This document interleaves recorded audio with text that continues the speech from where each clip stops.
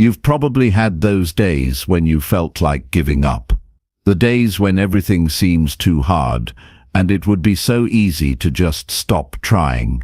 Maybe you're facing a task that feels overwhelming, or you're not seeing the results you hoped for. It's in these moments, when you want to throw in the towel, that you have to make a choice: keep going or quit. The difference between those who reach their goals and those who don't isn't always about talent or luck. It's about the ability to push through when things get tough. It's about forcing yourself to keep going, even when everything inside you says to stop. This is where real growth happens. And it's not always easy, but it is always worth it. In this guide, we'll talk about how to build the mindset that will keep you going, even when you don't feel like it. We'll dive into the power of showing up every day, even when no one notices, and how to build a system that makes quitting feel impossible. This isn't about waiting for the perfect moment or relying on motivation that comes and goes. It's about making the decision to keep moving forward, no matter what. And trust me, when you build that kind of strength, there's no limit to what you can achieve. So if you're ready to stop making excuses, stop waiting for the perfect circumstances, and start pushing yourself to show up every day, keep reading. Because the key to long-term success isn't in waiting for things to get easier. It's in forcing yourself to keep going, even when it feels impossible. Chapter 1. Rise with discipline and prove you're stronger than comfort. There's a moment every morning that defines your life. It's the moment before you get out of bed, before your feet hit the floor, before the sun even knows you're awake. It's the moment where comfort whispers softly, offering another hour of sleep, another excuse to delay, another reason to stay exactly where you are. But if you want to build a life of strength, clarity, and control, you must rise with discipline. You must prove, every single morning, that you are stronger than comfort. Discipline is not just about doing the hard things. It's about becoming the kind of person who doesn't negotiate with weakness. Comfort is the enemy of progress because it convinces you to settle. It teaches you to seek ease before effort, pleasure before purpose. And when you choose comfort repeatedly, your life begins to shrink. You become reactive instead of intentional. You drift instead of drive. But discipline, daily, focused, painful discipline, does the opposite. It expands your capacity. It sharpens your focus. It builds a life that is not ruled by moods or external circumstances. When you choose to rise with discipline, you're not just getting up early, you're declaring that your feelings do not control you, that your purpose is stronger than your temporary urges, that you won't allow laziness to win today. This is the mindset that separates those who talk from those who live. It's the quiet strength behind every meaningful achievement. Success doesn't come to those who wait for the right mood. It comes to those who act regardless of it. The moment you open your eyes, a decision must be made, and that decision echoes throughout your entire day. Will you give in to what feels good now, or will you rise and do what your future self will thank you for? Because that's the real question. Are you willing to suffer now so that you can succeed later? Or will you choose ease now and regret it every time you look in the mirror? Discipline means rising even when you're tired, especially when you're tired. It means moving your body when it aches, keeping your word when no one else is watching, and doing the work when every part of you wants to walk away. Discipline means choosing consistency over intensity, structure over chaos, and responsibility over excuses. And most of all, it means showing up for yourself like your life depends on it, because it does. Your mind is constantly negotiating with you. It will always suggest the easier path. It will remind you how long the day is, how soft the bed feels, how hard the workout will be, or how nobody will know if you skip today. And if you don't develop the discipline to override that voice, you will live your life as a prisoner of your emotions. You can't build strength if you always avoid struggle. You can't create greatness if you only move when you feel like it. The people who make lasting change in their lives do not wait for permission. They don't wait to feel inspired. They wake up and force themselves into motion. Not because it's easy, not because it's convenient, but because they have decided that their life is worth the effort. They are not attached to how they feel in the moment. They are committed to what they said they would do, every day, without negotiation. It all starts with that first choice. The choice to get up and begin. No matter how many times you've failed in the past. No matter how many days you've wasted.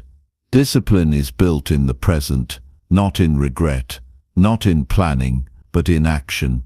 In showing up and doing the small things well, every single day. When you do that, something inside you shifts. You start to see yourself differently. You build trust with yourself. You begin to believe in your ability to keep going, even when everything in you wants to quit. You don't need to be perfect. You just need to be relentless. Discipline is not about crushing every goal in a single day. It's about showing up, even when you don't see immediate results. It's about rising even after you've fallen. It's about proving to yourself that you are someone who finishes what you start, that you're no longer willing to break promises to yourself, that you're building something greater than comfort. Self-respect. Every time you rise with discipline, you are rewriting the story you tell yourself. You're telling yourself that you matter, that your goals matter, that your growth matters more than your short-term comfort. You are building the kind of resilience that can't be faked, the kind of mindset that doesn't panic when things get hard, the kind of character that doesn't flinch in the face of challenge. You will not find peace by doing nothing. You will not find purpose in comfort. Those things come from living with discipline, from working through resistance, from making yourself uncomfortable on purpose, so that you can become someone you're proud of. The life you want is hiding behind the habits you avoid. The progress you crave is buried under the routines you ignore. And the strength you seek will only show up after you force yourself to act, when everything in you says stop.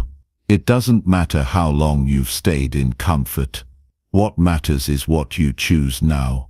This moment, this hour, this day. You can decide to change the direction of your life by mastering one simple habit. Rise with discipline, wake up and move before the excuses begin. Take action before the doubt settles in, and then do it again tomorrow, and again the next day. Because this is what it means to live with purpose. This is what it means to become unstoppable. If you keep waiting to feel ready, you'll waste your life. If you keep waiting for motivation, you'll keep missing opportunities. Discipline doesn't wait for motivation. It creates it. When you rise early, when you follow your routine, when you show up even when you don't want to, you begin to feel powerful. You start building momentum. And momentum is what separates the stuck from the successful. 1 hour of disciplined action is more powerful than 10 hours of planning. One moment of choosing progress over comfort can change your entire direction. If you do this long enough, you stop seeing discipline as a burden. You start seeing it as freedom, because it frees you from regret. It frees you from guilt. It frees you from the chaos that comes from a life without structure. People often think freedom means doing whatever you want, but real freedom comes from doing what you must. When you control your mornings, you begin to control your days. When you control your days, you begin to control your life. And that starts with discipline. Not once, but every day. Not when it's easy, but especially when it's not. Discipline sharpens your identity. It reminds you that you are not average, that you are not here to coast, that your life was not meant to be lived half-hearted. Discipline teaches you to lead yourself, to push yourself, to hold yourself to a higher standard, even when no one else does, even when no one else is watching, because you are not doing this for them. You are doing it for you, for the person you are becoming, for the life you are building. And yes, it will be hard, but that's the point. You are not supposed to feel ready. You are supposed to feel resistance. That's how you know you're doing something that matters. That's how you know you're on the edge of growth. Every time you rise with discipline, you are proving that you are willing to do what most people avoid. You are showing that you can lead yourself, that you can command your attention, that you can choose what's right over what's easy. This doesn't mean you won't fail. You will. But failure is not the end. It's part of the process. You get up, you adjust, you learn, and you keep going. That's what discipline does. It teaches you to keep going. Not perfectly, but consistently. Not flawlessly, but fiercely. Discipline is not about pushing yourself into burnout. It's about knowing what matters most and refusing to drift away from it. It's about becoming the kind of person who follows through, not out of pressure, but out of principle, because you've decided that your life deserves structure, that your goals deserve effort, that your days are too valuable to waste in comfort. And when you live like this long enough, you stop craving distractions. You stop chasing shortcuts. You stop needing external validation, because you're anchored from within. You've trained yourself to rise with purpose. You've learned how to move with intention. And that's when life begins to change. Not just on the outside, but deeply, internally. You start to trust yourself again. You stop avoiding challenges. You begin to enjoy the work, not because it's easy, but because it's yours. You're not escaping life anymore. You're building it, one disciplined action at a time. So tomorrow when the alarm goes off, and the bed feels warm and the room feels cold and your mind starts whispering reasons to wait, remember this: you are stronger than comfort. You are capable of more than you feel in that moment.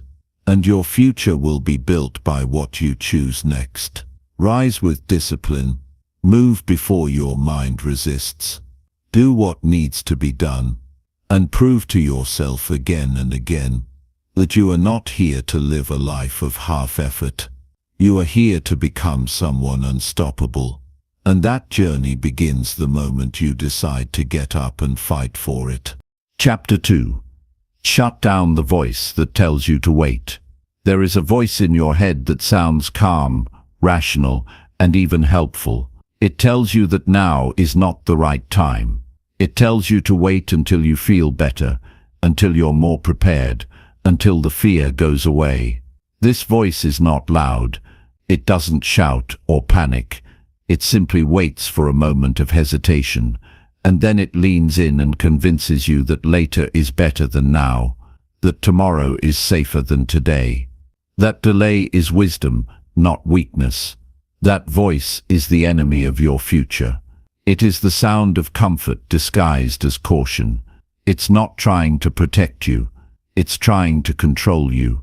And if you don't learn to shut it down, it will quietly ruin everything you want to build.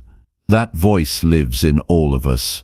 It's built into our biology. It's the survival instinct that wants you to stay safe, avoid risk, and preserve energy. But the problem is, you're not in survival mode. You're not being chased by danger. You're not in a life or death situation. You're in a battle between two parts of yourself, the part that wants growth and the part that wants ease. If you're serious about progress, you have to silence the voice that keeps whispering, "Wait." Because that voice is the reason you didn't start when you said you would. It's the reason you keep researching instead of acting. It's the reason your dreams live in notebooks and not in reality. And every time you listen to it, you strengthen the habit of hesitation. You train your mind to delay action. And the more you delay, the more distant your goals become. The dangerous part is how convincing the voice can be. It tells you that you're just being smart, that you need to rest, that you'll do it better if you wait until next week. But all it's doing is creating a false sense of comfort, while time slips through your fingers. You don't need more time. You need more courage. You don't need to feel ready. You need to take control. The truth is, the longer you wait, the heavier the task becomes. The more you hesitate, the harder it is to start. Waiting never makes the work easier. It only gives fear more time to grow. It allows self-doubt to multiply. And what could have taken one step turns into a mountain you can't climb. Action is the only way to shrink fear. Movement is the only way to silence doubt. And starting, even when you're unsure, is the only way to gain clarity. You can't think your way into confidence. You have to earn it. And the only way to earn it is by doing the things you're trying to avoid. There's nothing noble about waiting. Procrastination is not preparation. It's the slow erosion of your potential. Every time you say, "I'll do it later," you are handing over power to your weakest self. You are reinforcing a cycle that will always pull you back into inaction. You must become ruthless with hesitation. When the voice says wait, you act. When it says think about it, you move. When it says maybe later, you say now. That's how you change your relationship with fear. That's how you train your brain to obey your vision instead of your impulses. You don't need to feel motivated. You need to build a pattern. The people who succeed don't feel like doing the hard thing either. But they've built a habit of ignoring the voice that says stop. They've built internal momentum. And once you have that, hesitation loses its grip. You don't have to move fast, but you do have to move now. Even the smallest step in the right direction dismantles the illusion that you need more time. You don't. You just need more action. That first step will unlock the second, and the second leads to the third. That's how change happens, by starting before you feel ready. There is no perfect moment coming. There is no ideal mood that will land in your lap. Waiting is just a delay of the inevitable. If you want to change your life, you do it by interrupting the pattern of delay. You stop reasoning with your doubts. You stop entertaining your fears. You start acting like your goals are non-negotiable. If you keep listening to the voice that tells you to wait, you will wake up one day with a list of things you should have done. A life of almosts and maybes and intentions that never became actions. That is the cost of delay. And it's a cost far greater than the discomfort of doing the thing now. The moment you hear that voice, you have to recognize it for what it is, an internal trap. It's not telling you the truth. It's protecting your old identity. It's trying to keep you in the known, even if that known is miserable, average, or stagnant. But you were not born to be average. You were not built to stay in place. You were given a mind, a will, and a body to move through resistance, not surrender to it. The next time you catch yourself waiting for the right moment, interrupt the thought. Break the cycle. Force your body to move. Turn on the cold water and step in. Open the book and read one page. Start the workout and do the first rep. Make the call. Send the message. Take the first bite of the task. Once you're in motion, the resistance will weaken. Once you're doing the work, The voice will quiet down, but you have to go first. Action must lead emotion. Don't give yourself time to debate. Act before you explain. Move before you justify. There is no logic in delay that can improve your future. The longer you argue with yourself, the more likely you are to lose. Because the mind is clever, it will always come up with reasons to stay still. Your job is to overpower that instinct with execution. You can't negotiate with excuses. You must starve them. You must treat hesitation as a threat.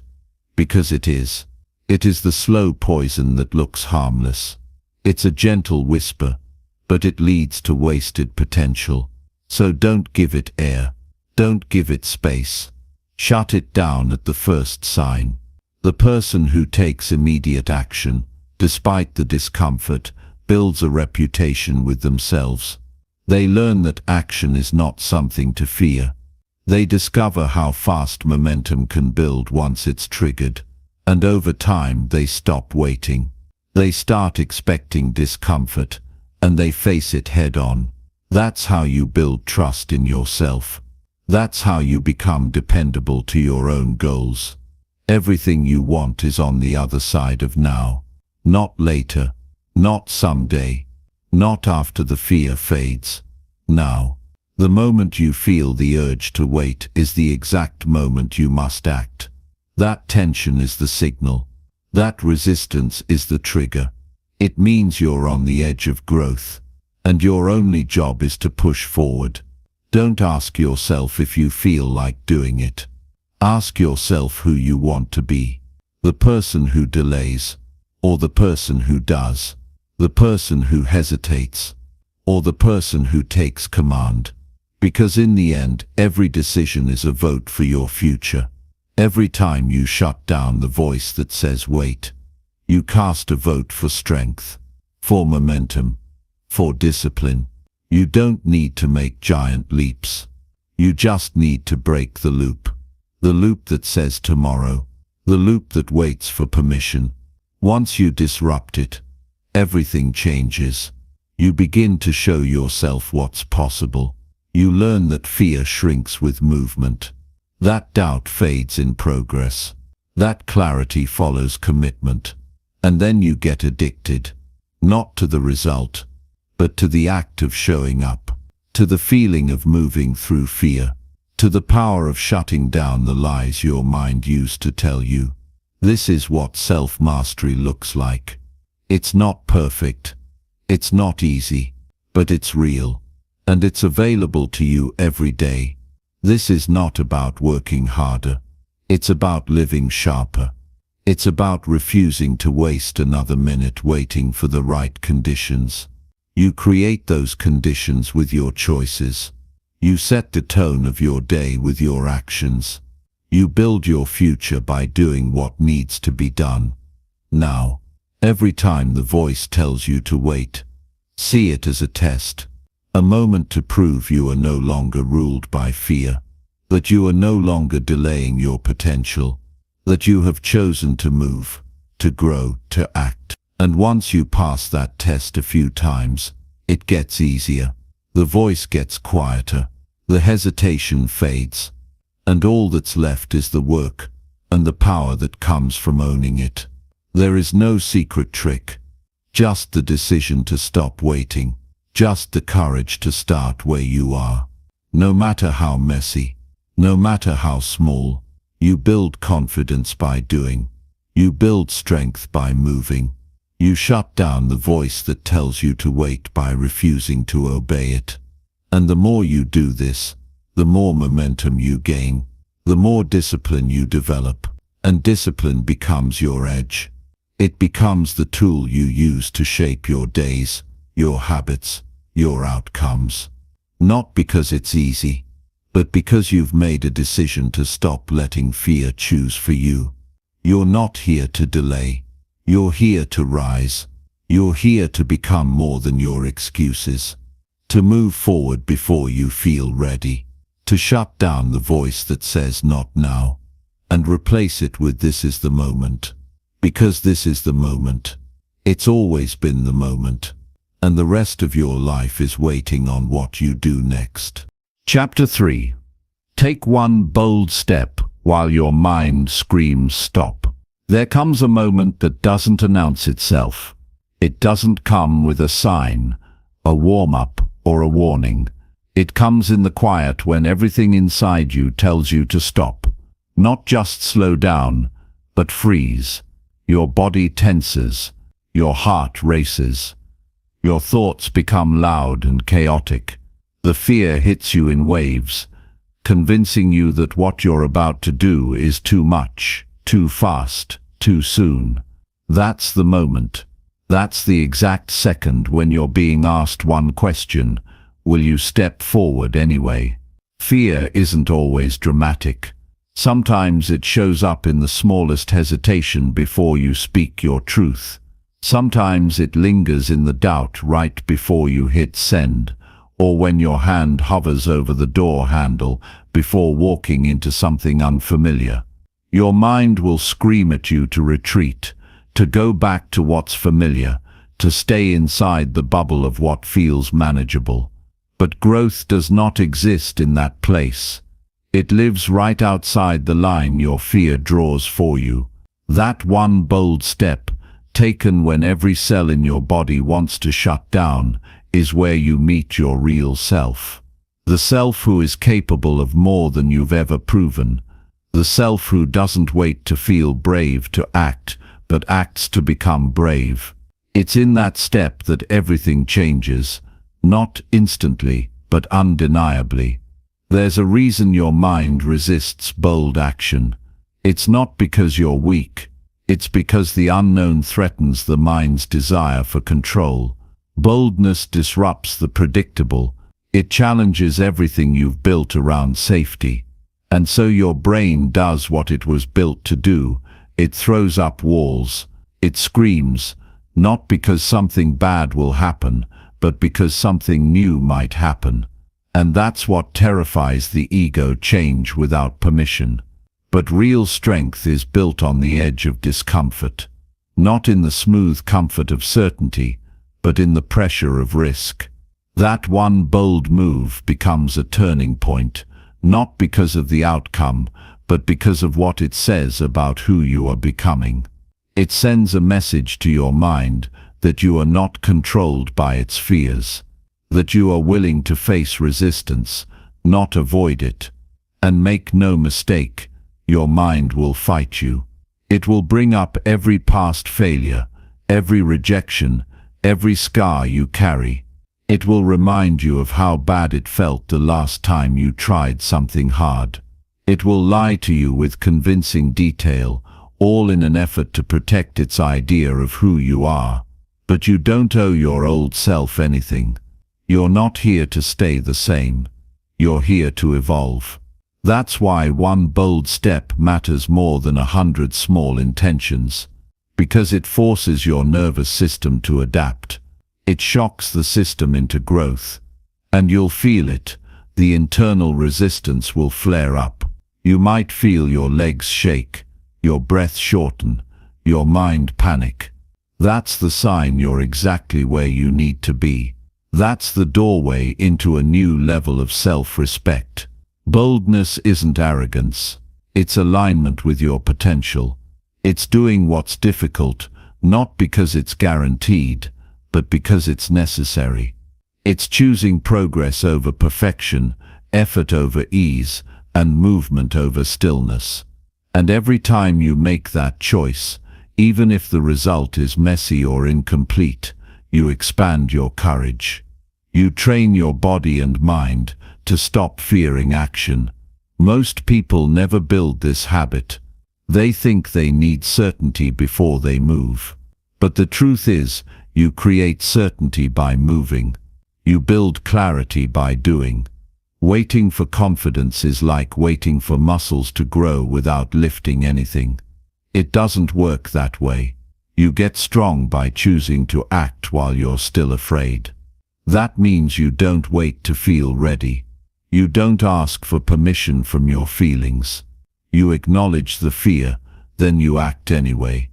And that anyway is everything. It's the difference between staying stuck and building momentum.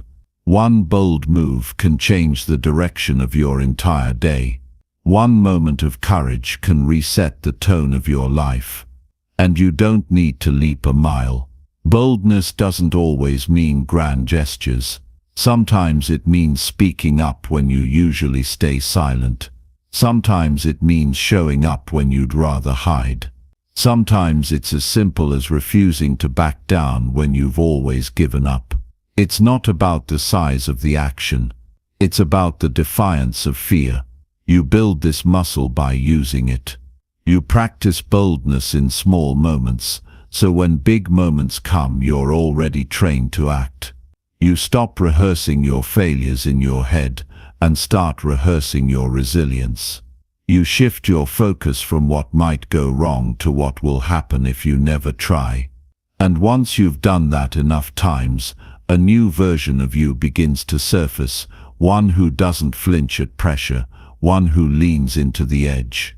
This isn't about recklessness, it's about responsibility for your own growth. You cannot evolve while playing safe. You cannot break patterns while staying in the exact behaviors that built them. Something has to disrupt your rhythm, and that disruption begins with one bold step. In that moment when the fear feels louder than your logic, remind yourself why it matters. Remind yourself what's on the other side of action. You're not just stepping into discomfort. You're stepping into possibility, into strength, into ownership of your life. You've spent enough time shrinking yourself to fit into comfort. Enough days pretending that hesitation is wisdom. The real truth is this: fear will always exist, but you don't have to obey it. It's a reaction, not a rule. A signal, not a sentence. And every time you step forward anyway, you prove that fear doesn't get the final word. And here's the thing. You don't even need to win. You just need to move. Boldness isn't about success. It's about defiance. It's about breaking the grip of comfort, if only for a moment, and proving to yourself that you're capable of acting with courage. The win is in the action, not the outcome. Over time, something incredible starts to happen. Your mind still resists, but your body no longer listens. You begin to override your internal doubt with forward motion. You start acting while your old habits scream to stop. And that's how you become unstoppable.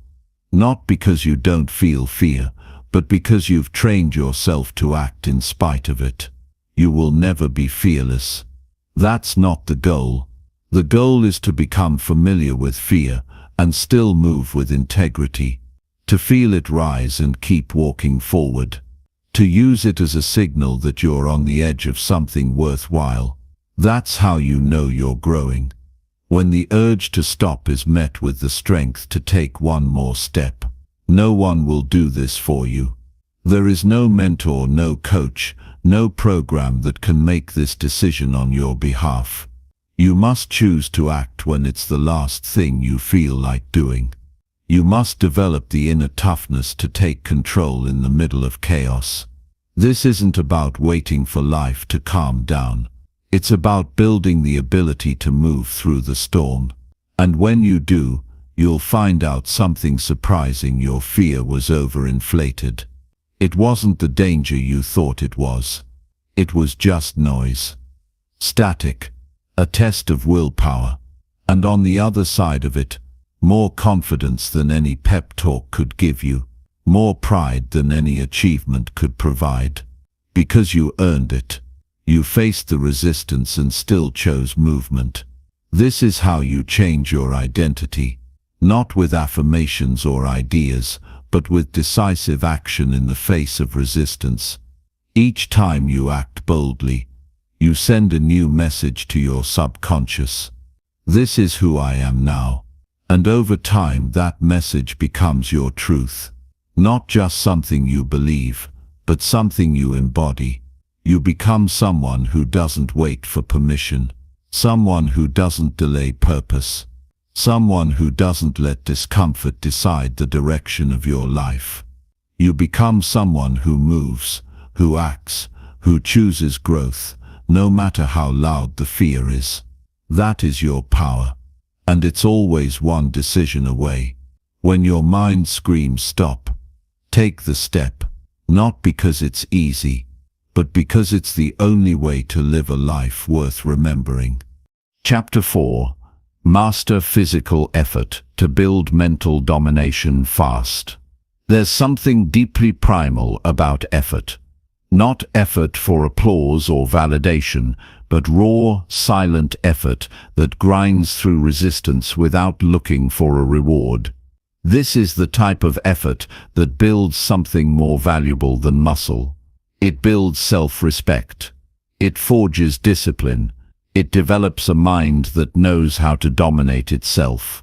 And the fastest way to construct that kind of mind is through physical effort, through demanding, uncomfortable, consistent physical struggle that forces you to push past limits you didn't even know were there. You cannot talk your way into mental toughness. You must prove it through action. And physical exertion is the perfect training ground. The weights don't lie. The run won't wait. The cold doesn't care about your mood.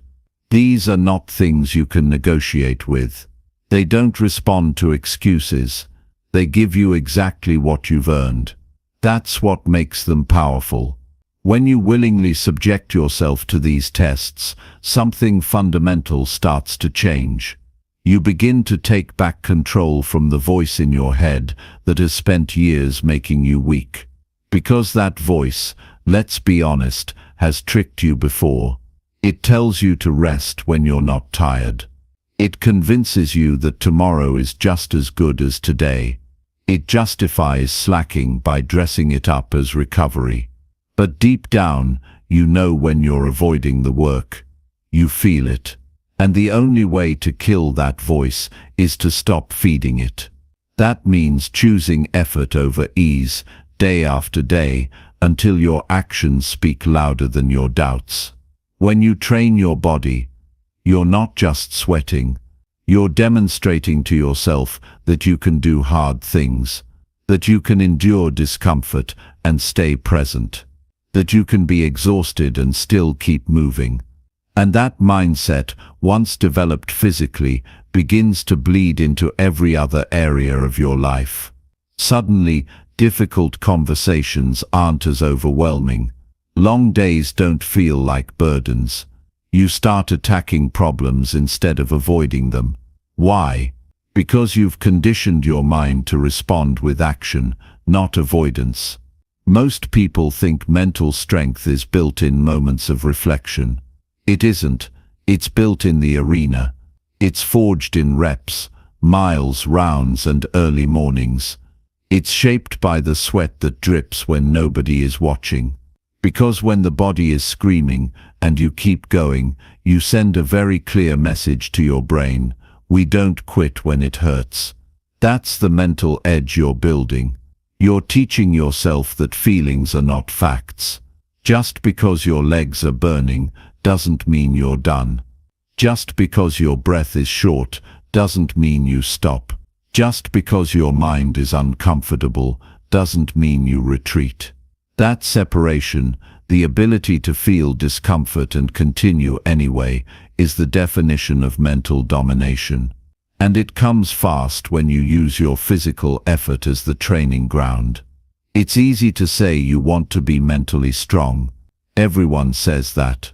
But when you're 5 rounds in, lungs on fire, hands shaking, and your muscles begging for mercy, that's where the truth shows up.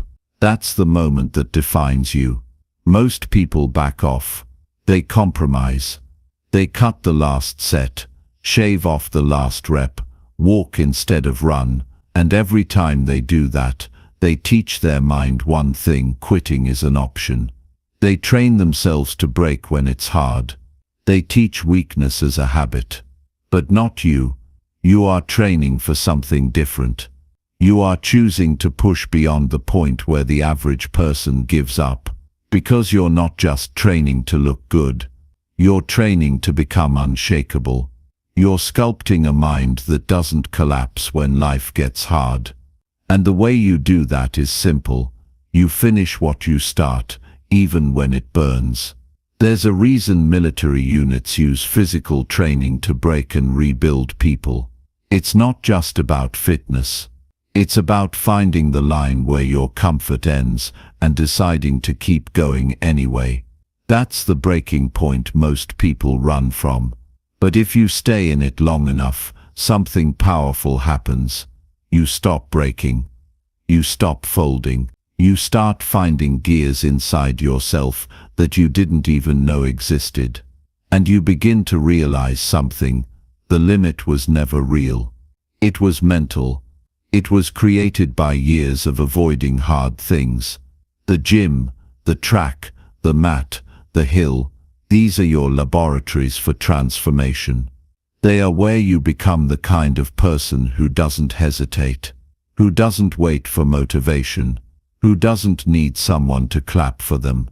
Every rep is a declaration, I control myself. Every round is a battle won against the part of you that wants to coast. Every time you show up when you don't feel like it, you reclaim more territory inside your own mind.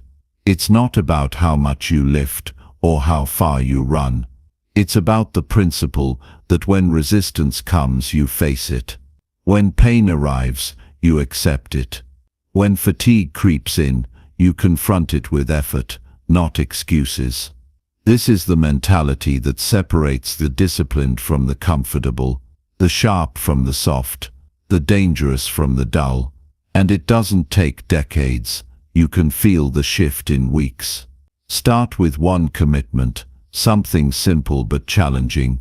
Maybe it's waking up an hour earlier and training before the day starts. Maybe it's doing a daily workout, no matter how tired you are. Maybe it's hitting the cold shower and refusing to flinch. It doesn't matter what it is. What matters is that it's consistent, demanding, and non-negotiable. Soon your identity begins to shift. You stop calling yourself tired. You stop labeling yourself weak. You start seeing yourself as someone who gets it done, no matter the mood, no matter the weather, no matter the circumstance. That self-image, it's more powerful than any goal, because once you see yourself as a finisher, as a fighter, as someone who keeps promises to themselves, your life starts to bend in your favor. And yes, it's going to hurt. It's going to test you. But that's the whole point. Comfort never taught you anything. It never built anything inside you that could handle the real battles of life. But effort, sustained, demanding effort, builds a kind of clarity and calm that no book or seminar can give you. It builds inner order. Because when you've trained your body to suffer well, your mind doesn't panic under pressure. You'll start to notice it when others around you complain and crumble, and you just keep moving. When they make excuses, you make progress. When they talk about what they could do, you're already doing it. That's what happens when you've trained hard. You stop fearing challenge. You welcome it. You seek it. You use it to sharpen your edge. This doesn't mean you destroy yourself. It means you choose difficulty with intention. You train smart, but you don't hide behind comfort. You understand that the harder the physical battle, the stronger your mental armor becomes. And that armor, you'll need it, not just in training but in life, in business, in relationships, in moments when everything feels like it's falling apart and you have to be the one who stays composed. So stop waiting to feel ready. Stop trying to psych yourself up. Just move, just train, just sweat, just run. Let your body teach your mind what discipline really means. Let your breathlessness be the lesson. Let the pain be the proof that you're building something unshakable. The fastest way to become mentally tough is to put your body through hard things daily. There's no shortcut, no hack, no cheat code. It's effort, repeated until it becomes your normal. And once that becomes your standard, everything in your life starts to elevate. Because now when your mind whispers, "I can't," your body responds with, "Watch me." You become the kind of person who faces fear with calm, who walks into discomfort and doesn't blink, who doesn't need perfect conditions to make progress. That's who you're training to become. Not just fit, not just strong, but sharp, focused, unstoppable. And it all starts with effort. Master it, and nothing can hold you back. Chapter 5. Use your inner voice as a weapon, not a weakness. Most people are fighting battles with the world, but the real war is inside their own head. That voice that speaks when no one else is around, that silent narration running constantly in the background, that's where your future is shaped. Your inner voice is the most powerful influence over your decisions, your emotions, your actions, and ultimately your identity. It can become your greatest weapon or your worst weakness. And most people never even realize that they have the power to choose which one it becomes. You've heard it before, that voice that tells you to stop, that whispers doubts at the worst possible moment, that floods your mind with reasons to hesitate, to play it safe, to lower your standards. That's the voice that destroys dreams before they ever get started. It sounds reasonable, but it's poisonous. It wears the disguise of caution, but it's fear. It speaks softly, but it kills progress silently. And if you don't take control of it, it will own you. The people who win in life aren't the ones who silence their inner voice. They're the ones who train it. They weaponize it. They turn that internal dialogue into something that serves them instead of sabotaging them. It starts by understanding one critical truth. Your inner voice will repeat whatever you feed it. If you constantly tell yourself you're not ready, not good enough, not talented, not disciplined, not lucky, you will start to believe it. And once you believe it, it becomes your reality. You'll act like it's true. You'll look for proof. You'll create a life that reflects the lie you've accepted. That's why the first step is responsibility. You must own what you tell yourself. No more passive thinking, no more letting your mind run wild without direction. Your thoughts need leadership. They need structure. They need commands. You are not a victim of your thoughts. You are the commander. You don't wait to feel confident. You speak to yourself like someone who refuses to lose. You don't ask for reassurance from the outside world. You build it internally through repetition and consistency. You train your inner voice to be a coach, not a critic. That means replacing weak language with strong language. Stop saying "I hope" and start saying "I will." Replace "maybe I can" with "I'm going to." Eliminate every phrase that gives your mind an escape route. You don't need mental comfort. You need clarity. You need precision. Your inner voice should be speaking to you the same way a warrior prepares for battle, not with fear, but with fire. Not with hesitation, but with certainty. Because here's the truth. You don't rise to the level of your goals, you fall to the level of your self-talk. It's your inner voice that shows up when you're tired. It's what keeps you in motion when results are delayed. It's the only thing that's with you every second of every day. If that voice is negative, critical, fearful, and doubtful, how do you expect to build a strong life? You can't outrun a weak mindset. You can't achieve greatness with a voice in your head that's constantly tearing you down. But the moment you flip the script, everything begins to shift. Your inner voice becomes your personal armory. It reminds you who you are when the world tries to make you forget. It gives you instructions when your emotions are screaming chaos. It becomes your strategy in pressure, your calm in the storm, your focus in the chaos. And you get to decide how strong it becomes. You get to feed it daily, shape it, and sharpen it. Start simple. Every morning, before you check your phone, before you step into the noise of the day, talk to yourself with purpose. Tell yourself who you are. Tell yourself what matters. Set your mental tone intentionally. If you let the world write your thoughts, you'll be thinking like a follower. But if you write your own internal script, you start thinking like a leader. That's what turns your inner voice into a weapon. It stops being reactive and starts being directive. It leads. It commands. It doesn't ask for permission. You don't need more motivation. You need a disciplined voice in your mind that shows up when it's hard. A voice that says show up anyway. A voice that says do it now. A voice that says this is what we do. That's how you build identity. Through repetition. Through aligning action with mindset. Through refusing to entertain weak thoughts just because they appear. You are not your thoughts. You are what you do with them. And yes, it takes work. You've been listening to a weak voice for years. You've built habits around that voice. You've made decisions through its lens. But every day is a chance to start building a new one.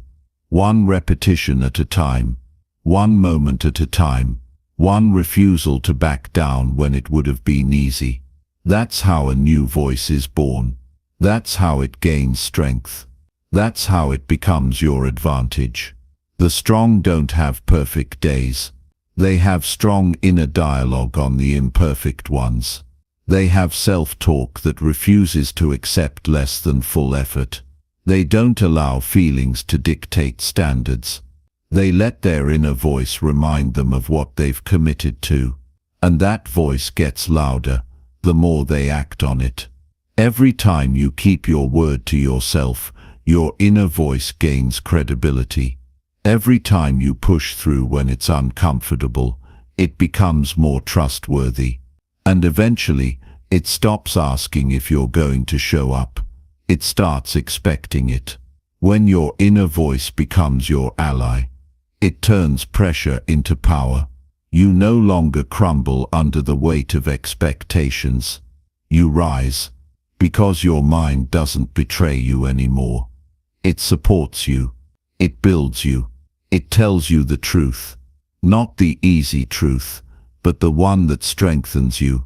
That voice says, you've done this before, you'll do it again. That voice says, you were built for this. That voice says, it's time to move, not time to question. The world will always give you reasons to doubt yourself. That's not going away. But when your inner voice is louder than the noise outside, you become untouchable. That's what mental strength is. It's not being immune to fear. It's being louder than it. It's being faster than it. It's deciding that your voice gets the final say. And your voice, when trained, becomes your compass, your fuel, your edge. This is why discipline matters. Not just in action, but in thought.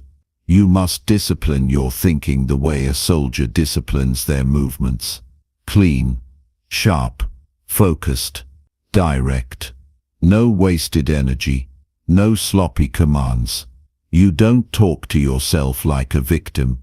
You talk to yourself like a champion, even when the results aren't there yet.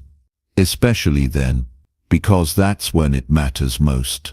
When your mind wants to spiral, your voice must stabilize. When everything feels uncertain, your voice becomes the only certainty. It's not about lying to yourself. It's about leading yourself. It's about telling the truth from a position of strength. The truth that you've done hard things before. The truth that pain is temporary. The truth that hesitation has never brought you peace. Only action does. That's the kind of voice that changes lives. That's the kind of voice that walks into challenges with a calm face and steady hands. You get to choose. You can keep using your inner voice as a weapon against yourself, cutting into your confidence, damaging your momentum, making every step heavier than it needs to be. Or you can sharpen it and use it as your tool to dominate the moment. Either way, it's speaking. You better decide if it's working for you or against you, because nothing else matters if the voice inside your head is the loudest enemy in your life. Don't wait for the voice to fix itself. It won't.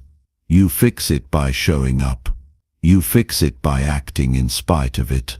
You fix it by becoming someone who moves with power, who speaks with intention, who thinks with clarity. Your inner voice can become the most dangerous weapon in your arsenal, but only if you take the time to forge it, strengthen it, and command it. The world is loud. Doubt is everywhere.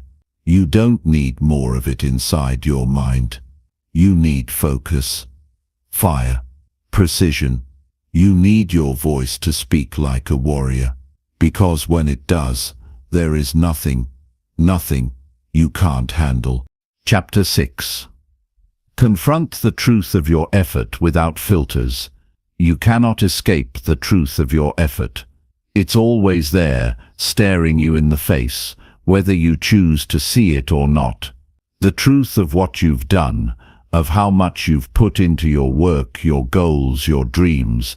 It's not something you can mask or dress up with excuses. You either faced it or you didn't. You either gave it everything or you held back. And that truth has consequences. It shapes the future you're building, whether you like it or not.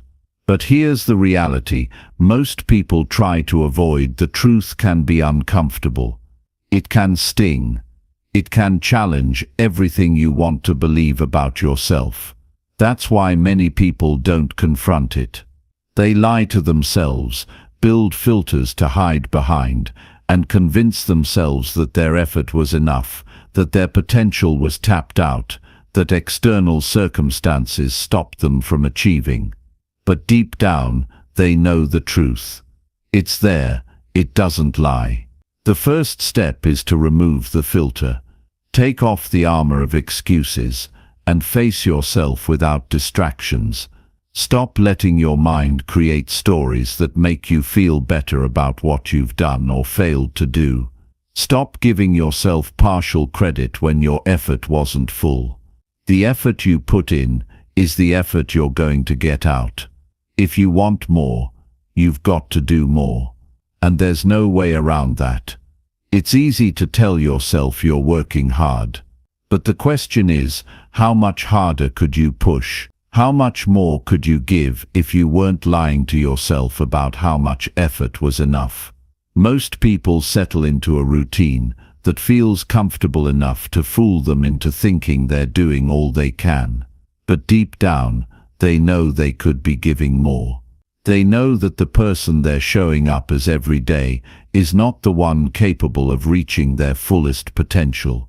And that realization is what most people avoid. But the people who break through the noise of mediocrity are the ones who confront that truth head-on. They don't hide behind filters. They face the raw facts of their effort. This is where true growth begins. You can only grow when you're willing to face the brutal truth of your effort, not the truth that's filtered by your comfort zone or your need to feel like you're doing enough. The real truth, the one that doesn't let you off the hook, that doesn't make excuses for you, the one that calls you out for every moment you've coasted, the one that refuses to allow you to lie to yourself about what you could have done better. It's painful. Yes. It's hard to accept that you could have pushed harder, that you could have been more focused, more disciplined, more relentless. It's uncomfortable to admit that maybe the reason you haven't reached your goals is because you didn't give it everything. But the sooner you confront that truth, the sooner you'll be able to make changes. the sooner you'll break free from the chains of self-deception that hold you back. If you want to achieve greatness, you must be willing to strip away the filters. You must look at your effort objectively, without bias. Did you put in the hours? Did you focus on the right things? Did you do what needed to be done, even when you didn't feel like it? Or did you cut corners, procrastinate, make excuses, convince yourself it was enough when it wasn't? The truth is your guide to improvement. It's the compass that points you in the direction of success. But only if you let it. Only if you stop lying to yourself. There's an old saying, you can't cheat the grind, and it's true. You can fool others. You can make it seem like you're doing the work, like you're hustling, grinding, pushing yourself. But at the end of the day, the grind knows. It sees everything. It sees the moments you gave less than your best, the moments you hesitated, the moments you stopped when you could have kept going. It knows exactly how hard you worked, and it doesn't reward half effort. It rewards the work that's real, the effort that's pure.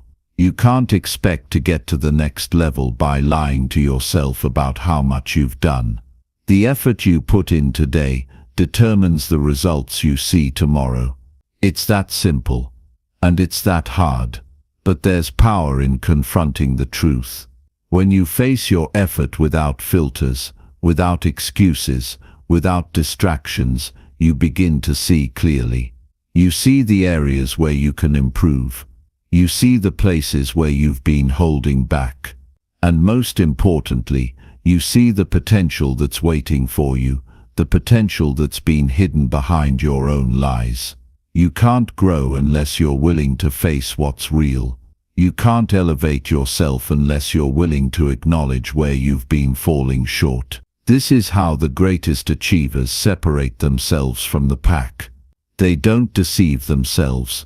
They don't settle for good enough. They confront the truth of their efforts head-on and use it as fuel to push harder, go farther, and be more. The truth of your effort is the key to unlocking your full potential. It's the difference between stagnation and growth. The truth is uncomfortable, yes, but it's also empowering. Once you face it, you can't go back. You can't unsee it. And that's what gives you the power to change. You can't fix what you're not willing to face. But once you face the truth, you can start to transform. You can start to give more, push further, and break down the barriers that have been holding you back. So stop hiding from the truth of your effort. Stop pretending that half effort is enough. Stop telling yourself stories that make you feel good about doing just enough to get by. Take a hard look at what you've actually done and ask yourself, is this the best I can do? Is this the most I can give? If the answer is no, then it's time to step up. It's time to stop pretending and start acting with full commitment, full focus, and full effort. The truth of your effort is a mirror that reflects your potential, and the more you confront it, the clearer that reflection becomes. You'll see what's possible when you stop holding yourself back, when you stop settling for mediocrity, when you stop lying to yourself about what you can achieve. The truth of your effort is not something to fear, it's something to embrace. It's the wake-up call you need to start living with purpose, intensity, and focus. So look in the mirror. What does your effort truly look like? Don't hide behind excuses or filters. Don't try to sugarcoat the reality. See yourself for who you are and where you're at. And then ask yourself, what do I need to change? What am I willing to do today to make sure that tomorrow I'm giving everything? The truth of your effort is the first step towards greatness. Don't ignore it. Don't run from it. Embrace it and use it to fuel your transformation. Chapter 7. Build a system that makes quitting feel impossible. Quitting should never be an option. Not when you've set a goal, Not when you've made a commitment to yourself. Not when you've already made the decision to move forward, no matter what. Too often, we allow ourselves to entertain thoughts of quitting when things get tough, when the pressure rises, or when the results don't come fast enough. But what if quitting wasn't even on the table? What if you could build a system for yourself so strong, so relentless, that the very idea of quitting becomes laughable? Building that kind of system isn't a simple task. It requires intentional effort, consistency, and discipline, but the payoff is priceless. You'll reach a point where the system you've created for yourself is so ingrained in your life that quitting feels impossible. It's not just about pushing through discomfort or powering through challenges. It's about creating a structure, a daily routine, and a set of habits that make it harder to quit than to keep going. When your system becomes the foundation of your daily life, quitting becomes an anomaly, not a choice. The first step in building a system that makes quitting impossible is to establish non-negotiables. These are the commitments you make to yourself that no matter what, you will stick to them. These are not things you try to do. These are things you do regardless of how you feel. It's about setting standards for yourself that don't bend under pressure. For example, if your goal is to exercise every morning, it becomes non-negotiable. There are no excuses. If you're tired, if you're busy, if you're feeling unmotivated, you still do it. You don't allow your emotions or circumstances to dictate your actions. The commitment is made, and it's a promise you will keep. Non-negotiables are the backbone of a system that makes quitting impossible. When you have a list of things that you will never give up on, you create a life where quitting simply doesn't fit in. Every time you show up and follow through on a non-negotiable, you reinforce the habit of not quitting. Each victory, no matter how small, strengthens your resolve, and eventually, it becomes second nature. You won't even consider quitting because you've built a system where consistency is more important than motivation. But non-negotiables alone aren't enough. You need to add accountability. You need to surround yourself with people who will remind you of your commitments when you start to falter. They don't have to be pushing you every minute of every day, but they should be people who will call you out when you're slipping. Whether it's a friend, a coach, or a mentor, accountability partners play a critical role in creating a system that makes quitting feel impossible. The key here is choosing the right people, those who will challenge you, not enable you. They should be the type of people who believe in your potential more than you believe in it yourself. They should be able to remind you why you started when your motivation fades. They should be the ones who hold you accountable, even when it feels uncomfortable.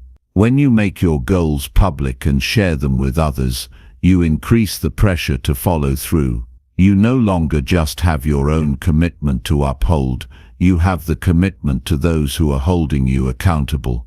Your system must also include regular progress check-ins. Without measurement, it's too easy to lose sight of how far you've come.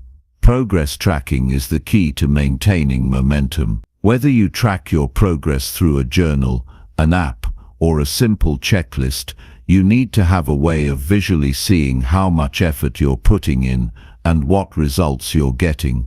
This can be incredibly motivating. It helps you see that even when you feel like you're not moving forward, you are. It also allows you to identify areas where you may need to adjust your approach. When you see the fruits of your labor, it strengthens your commitment to continue. There's another layer to this system that makes quitting feel impossible, and that's the concept of making failure difficult. If you want to build a system that guarantees success, you need to make failure harder than success. This might sound counterintuitive, but it works. The easier it is to fail, the more likely you are to quit. You need to create obstacles that prevent you from backing out of your commitments. For example, If your goal is to wake up at 5 a.m. every day, put your alarm clock across the room so that you physically have to get out of bed to turn it off. If your goal is to stop eating junk food, throw away all unhealthy snacks in your house so that you're not tempted. The key is making the default behavior, the one that requires the least effort, the one that aligns with your goal. By making failure inconvenient, you drastically reduce the chances of quitting. The more steps you have to take to fail, the less likely you are to follow through on those actions. The system becomes built around making the right choice the easiest one to make, so when temptation strikes, you don't even have the option to quit. Your environment supports your success, making the path to quitting far more difficult. Additionally, building a system that makes quitting feel impossible requires a deep focus on routines. Routines create structure and discipline. When your day is built around routines, it becomes almost automatic to show up and do the work. You don't need to rely on motivation or willpower to get things done. It's just part of your daily life. It's the small everyday actions that stack up to create huge results. Whether it's your morning routine, your work routine, or your evening routine, consistency in your habits is what drives long-term success. And when your routine is dialed in, quitting doesn't even make sense anymore. You don't have time to think about it because you're already in motion. Another critical component of a system that prevents quitting is managing your energy, not just your time.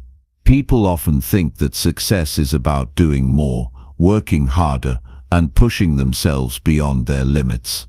But in reality, it's about managing your energy effectively. You need to build a system that supports sustainable energy levels so you don't burn out. This means prioritizing rest, recovery, and self-care. It means knowing when to push and when to step back. When you manage your energy, you can stay focused and productive over the long haul without the risk of crashing and burning. Ultimately, creating a system that makes quitting feel impossible comes down to consistency and commitment.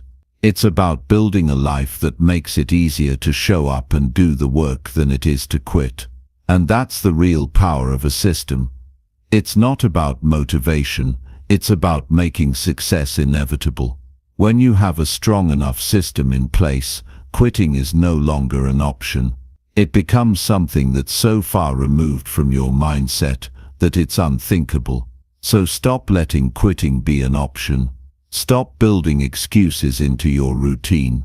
Instead, create a system that makes quitting the hardest thing you can do. Build non-negotiables, create accountability, track your progress, make failure difficult, and establish routines that set you up for success. When you do, you'll find that quitting becomes an impossibility and success becomes your default mode of operation. Chapter 8. Cut the mental noise that steals your energy daily. The mind is a powerful tool, but when it's cluttered with distractions, doubts, and unnecessary noise, it can become your greatest enemy. Every day we're bombarded by thoughts that drain our energy, confuse our purpose, and keep us from focusing on what truly matters. This constant mental chatter steals our attention and eats away at our potential. It's not just an inconvenience, it's a silent thief, robbing us of our ability to achieve greatness. The question is, how can you silence this noise? How can you create a mental environment that serves you rather than drains you? The answer lies in mastering the art of cutting out the mental noise that steals your energy daily. It's about taking control of your mind and learning to filter out the thoughts, distractions, and worries that aren't serving your highest good. When you do this, you unlock your ability to focus, to perform at your best, and to accomplish more than you ever thought possible. The first step in cutting out mental noise is to become aware of it. Most of the time, we don't even realize how noisy our minds are. We're so accustomed to the constant stream of thoughts, worries about the future, regrets from the past, and endless what-ifs that we think it's normal. But if you take a moment to notice, you'll realize how much of your mental energy is being wasted. You might be thinking about things that happened hours ago, or imagining scenarios that haven't even happened yet. This is where the mental noise begins. Start by observing your thoughts without judgment. Notice how many of them are rooted in fear, doubt, or uncertainty. Recognize how often your mind jumps from one thing to another without any real focus. This awareness is the first step toward taking control. Once you understand how the noise is affecting you, you can begin to quiet it. One of the most powerful tools you can use to cut the mental noise is mindfulness. Mindfulness is the practice of being fully present in the moment, without judgment. It's about training your mind to focus on the here and now, rather than getting lost in the past or future. When you practice mindfulness, you teach yourself to recognize when your mind is spiraling into unnecessary thoughts, and you gently bring it back to the present moment. Mindfulness can be practiced in many ways. It can be as simple as focusing on your breath for a few minutes, paying attention to the sensations in your body, or even just observing your thoughts without reacting to them. The key is to create moments of stillness in your day where you can reset and recalibrate your mind. This simple practice can help you clear away the mental clutter and create a sense of peace and focus. Another way to cut the mental noise is to eliminate distractions from your environment. Your external environment plays a huge role in the state of your mind. If you're surrounded by chaos, noise, or clutter, it's much harder to think clearly. Take a look at your physical space and ask yourself, does it support your mental clarity? If not, it's time to make some changes. Start by decluttering your space.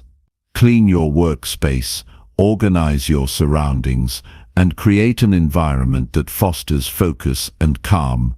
When your environment is neat and orderly, it sends a message to your brain that you can focus on what's important. The less physical clutter you have, the less mental clutter you'll experience. This is especially true in today's digital age, where we're constantly bombarded by notifications, emails, and distractions from our phones. Try turning off notifications, setting specific times to check emails, and creating a digital environment that supports your goals. Limiting your exposure to negative or distracting information is another powerful way to cut out mental noise. Whether it's the news, social media, or conversations with negative people, all of these sources can add unnecessary stress and worry to your mind. When you consume negative or fear-based content, you're feeding your mind with more noise. It's important to be selective about the information you allow into your brain. Create boundaries for yourself. Set limits on how much time you spend consuming media or engaging in conversations that drain your energy. Instead, choose to surround yourself with positivity, growth-oriented content, and people who lift you up. This shift in your external input will help you create a quieter, more focused mind. You can also replace negative influences with more constructive ones. For example, instead of watching the news first thing in the morning, try reading a book that inspires you, listening to a podcast that motivates you, or engaging in a practice that centers you. But perhaps the most powerful way to cut the mental noise is through the practice of discipline. Discipline is the act of choosing to focus on what matters most and blocking out everything else. It's about creating a routine that aligns with your goals and values and sticking to it no matter what. When you're disciplined in your actions, you naturally cut out distractions. You become so focused on your mission that the noise around you no longer has the power to pull you off course. Start by building a routine that supports your priorities. Focus on what you need to do each day to move toward your goals and eliminate activities that are not aligned with your purpose. The more disciplined you are with your time and energy, the less room there is for unnecessary thoughts and distractions. Over time, this creates a powerful sense of mental clarity because you're no longer scattering your energy on things that don't matter. One of the biggest contributors to mental noise is the constant inner dialogue we have with ourselves. We often question our decisions, doubt our abilities, and criticize our actions. This self-talk can be incredibly draining and counterproductive. If you want to cut out the mental noise, you need to change the way you speak to yourself. Start by becoming aware of your self-talk. Pay attention to the words you use when you think about yourself and your goals. Are they empowering or disempowering? Are they supportive or critical? Once you recognize the negative patterns in your self-talk, you can start to replace them with more positive, constructive thoughts. Instead of focusing on what could go wrong, focus on what you're doing right. Instead of doubting your abilities, remind yourself of your strengths and past successes. By changing your inner dialogue, you take back control of your mental energy. There's also power in silence. In a world that's constantly demanding our attention, silence can feel uncomfortable at first, but silence is one of the most powerful tools for cutting mental noise. It's in the silence that we find clarity.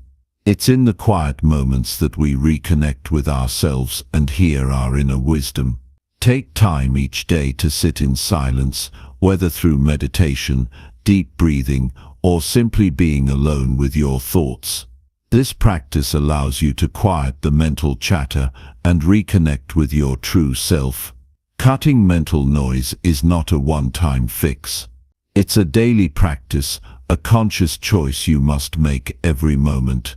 It's about recognizing when your mind starts to wander into unproductive or unnecessary thoughts and bringing it back to the present. It's about creating an environment that supports your mental clarity. It's about setting boundaries with the information and people you allow into your life. And it's about choosing discipline and focus over distractions. As you start to implement these practices into your life, you'll notice a shift in your mental energy. You'll feel more focused, more at ease, and more aligned with your purpose. The noise will quiet down, and in its place you'll discover a powerful sense of clarity and peace. Your mind will no longer be a chaotic battleground. It will become a tool you can use to create the life you want. So commit today to cutting out the mental noise that drains your energy. Take control of your thoughts, your environment, and your habits. When you do, you'll unlock the full potential of your mind, and the world will become a much clearer, more focused place. Chapter 9. Attack your hardest task before the day controls you. The hardest tasks are often the ones we put off the longest. We procrastinate, we avoid them, and we make excuses to delay their completion. But the truth is, these tasks are often the ones that carry the most weight, the most significance, and the most potential to move us forward. Every day we wake up with a list of things to do. Some tasks are easy and require little mental effort, while others are difficult and demanding. It's easy to slip into the habit of tackling the easier tasks first, but in doing so, we rob ourselves of the opportunity to tackle the most important challenges head-on. The key to mastering your day, your productivity, and your goals is to attack the hardest task first. It may sound counterintuitive, but it's the most effective way to build momentum, sharpen your focus, and ensure that your day isn't hijacked by distractions. When you wake up in the morning, your energy and mental clarity are at their peak. This is the best time to dive into your hardest task before the day has a chance to control you. Why is this so important? because once the day starts to unfold, the demands on your time and attention begin to pile up. You'll receive messages, emails, calls, and requests that can easily divert your focus from what's most important. By the time you finish tackling all of the smaller tasks that don't really matter, you'll find that you have little time or energy left for the bigger challenges that can move you forward in a meaningful way. Starting with your hardest task isn't just about efficiency, it's about setting a tone for the day. It's about telling yourself that you're in control, that you're not going to let distractions dictate your actions. When you start your day by conquering the hardest challenge in front of you, everything else feels easier. You've already taken the most difficult step, and the rest of your tasks seem less daunting in comparison. But how do you approach this? How do you ensure that you tackle your hardest task without procrastinating or getting overwhelmed by its magnitude? The first step is to embrace the discomfort. The hardest tasks are often the ones that make us feel uncomfortable or uncertain. We hesitate because we're not sure where to start or because we fear failure. But it's this discomfort that signals growth. It's a sign that you're pushing yourself outside of your comfort zone and into a space where real progress happens. Instead of running from the discomfort, lean into it. Recognize that feeling uneasy is a natural part of the process and use it as fuel to keep moving forward. The longer you delay the difficult task, the harder it becomes. But when you face it head-on, you'll find that it's often not as scary as it seems. Once you take that first step, the rest of the task becomes more manageable. Another key to attacking your hardest task is to break it down into smaller, more manageable steps. Often, we avoid tackling big challenges because they feel overwhelming. The task may seem too complex or too time-consuming, and we don't know where to begin. But when you break the task down into smaller, more specific actions, it becomes much easier to approach. Start with the first step. Focus on making progress, not perfection. Every small action you take gets you closer to completing the task. For example, if your hardest task is writing a report, instead of thinking about the entire report at once, break it down into sections. Start with the introduction, then move on to the first section, then the second, and so on. As you complete each section, you'll feel a sense of accomplishment that propels you to keep going. By the time you've finished the last section, you'll have a complete report in front of you. It's no longer an insurmountable challenge, it's a series of smaller tasks that you've already conquered. This approach not only makes the task more manageable, but also helps you maintain your momentum. By completing each small step, you build confidence and keep moving forward. This sense of progress is crucial because it keeps you focused on the bigger picture. Each small victory is a reminder that you're capable of handling more than you realize. It's this cumulative effect that helps you tackle bigger and bigger challenges over time. One of the biggest obstacles to attacking your hardest task is the fear of failure. We often hesitate to take on difficult tasks because we're afraid of not succeeding. But the truth is, failure is a necessary part of growth. Every time you try something and fail, you learn valuable lessons that make you stronger and more capable. Failure is not something to avoid, it's something to embrace. When you approach your hardest task, do so with the understanding that failure is not the end. It's simply a step in the process. Every successful person has failed countless times, but they kept going. They didn't let fear or failure stop them. Instead, they used it as a learning experience. When you adopt this mindset, you free yourself from the pressure of perfection. You give yourself permission to make mistakes and learn from them, which is essential for progress. Another powerful technique for attacking your hardest task is to create a sense of urgency. When you allow yourself to procrastinate or delay, you give your mind the opportunity to talk you out of taking action. You might convince yourself that you have plenty of time or that it's not that important. But the truth is, if you don't create a sense of urgency, you'll continue to put off the task until it becomes a source of stress and anxiety. One way to create urgency is to set a deadline for yourself. Even if there's no external deadline, give yourself one. Tell yourself that you must complete the task by a specific time and hold yourself accountable. This adds pressure, which helps you overcome procrastination and get to work. Another way to create urgency is to remind yourself of the consequences of not taking action. Think about what will happen if you don't tackle the task today. Will it delay your progress? Will it cause more stress in the future?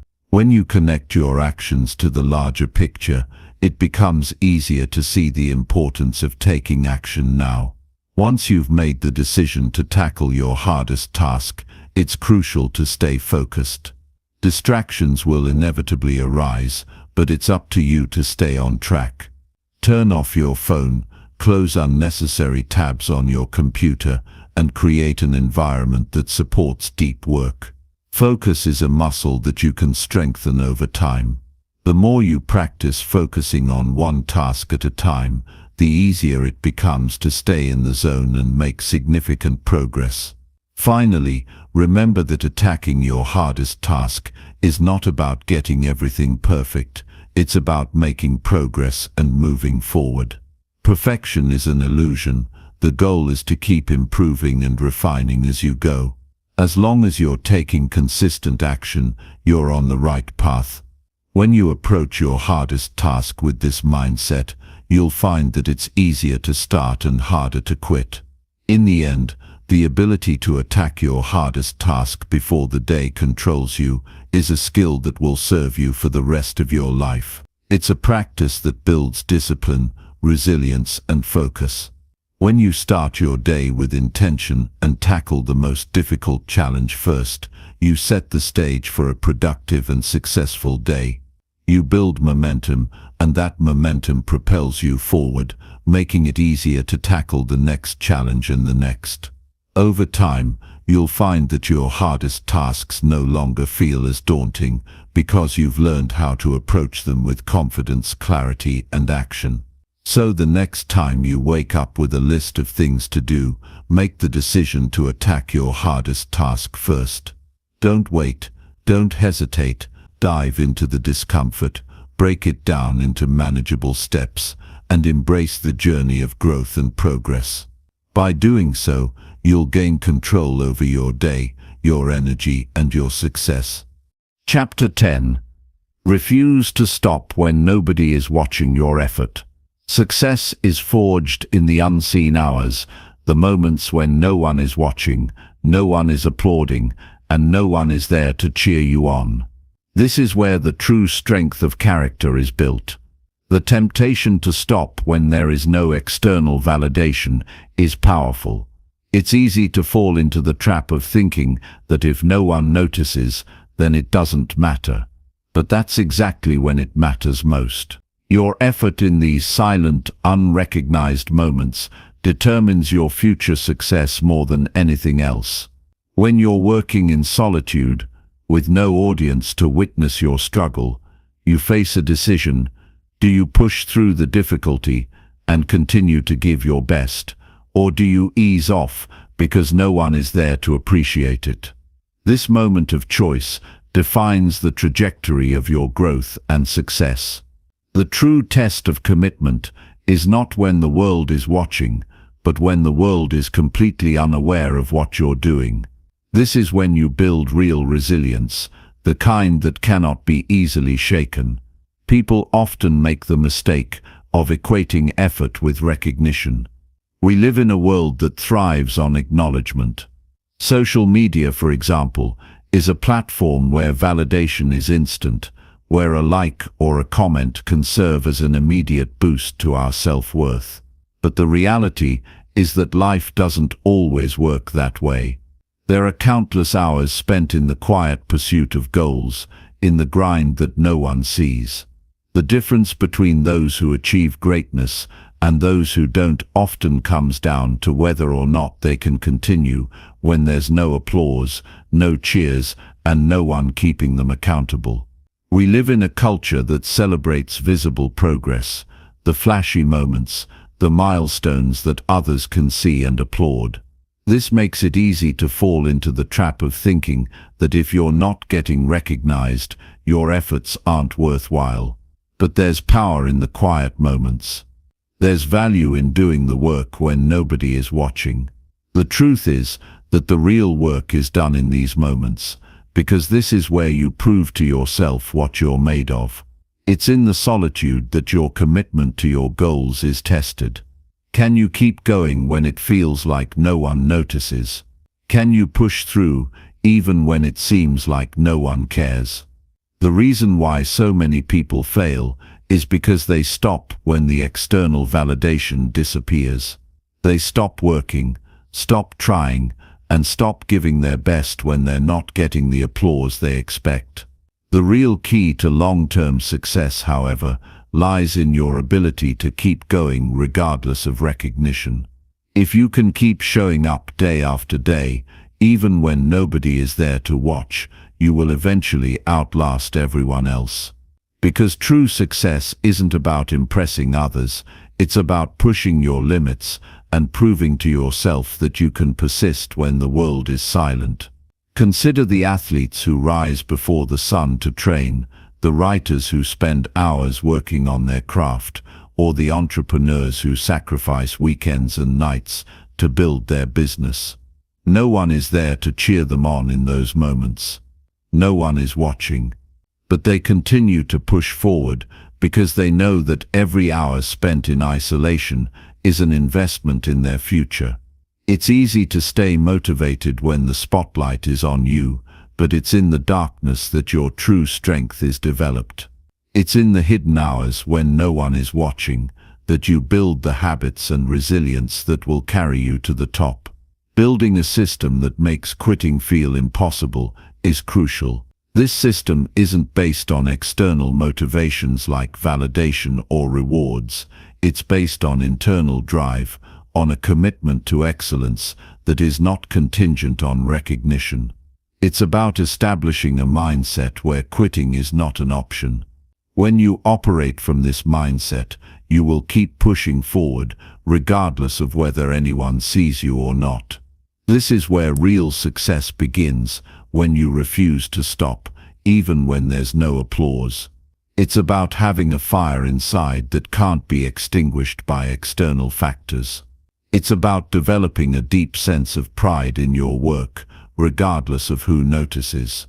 One way to cultivate this internal drive is by setting standards for yourself that are not dependent on others.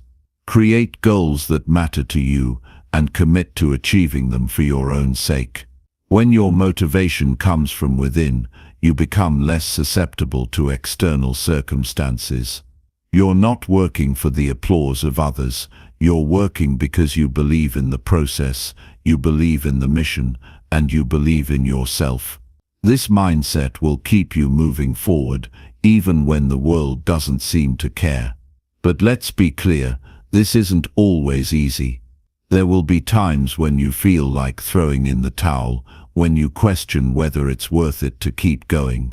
The key is to embrace those moments of doubt, not as signs that you should quit, but as opportunities to strengthen your resolve. The doubts you face when no one is watching are the same doubts that will challenge you when you do start to get recognition. If you can conquer them in silence, you will be much more prepared for the challenges that come with success. Refusing to stop when nobody is watching doesn't mean you never face setbacks. On the contrary, it means that when setbacks happen, you don't let them derail you. It's easy to keep going when things are going well, but the true test comes when things get hard. This is when your dedication is truly put to the test. This is where you prove that you're willing to do whatever it takes to achieve your goals. Whether it's getting up early to work on your project, staying late to refine your skills, or pushing through when your body or mind wants to quit. It's in these moments that you build the character that will carry you through the toughest challenges. The truth is, we all have moments when we want to give up, when it feels like the world is moving faster than we can keep up. But this is where the real growth happens. It's not in the easy times when everything falls into place. It's in the struggle, the difficulty, the times when you feel like you're not getting anywhere. These moments are the ones that define you, that shape your success. So when nobody is watching, that's when you need to show up the most. Ultimately, the key to long-term success is not about how many people see your efforts, but how consistent and relentless you are in pursuing your goals, regardless of external validation. The work you do in private, when no one is watching, is the foundation of your future success. It's where you develop the habits, discipline and mindset that will carry you through the inevitable challenges ahead. So when you feel like stopping, remember this: the real victory is in the unseen hours, the silent moments when your effort is not recognized by anyone but yourself. That is where greatness is born, and that is where you'll find the strength to push forward, no matter what.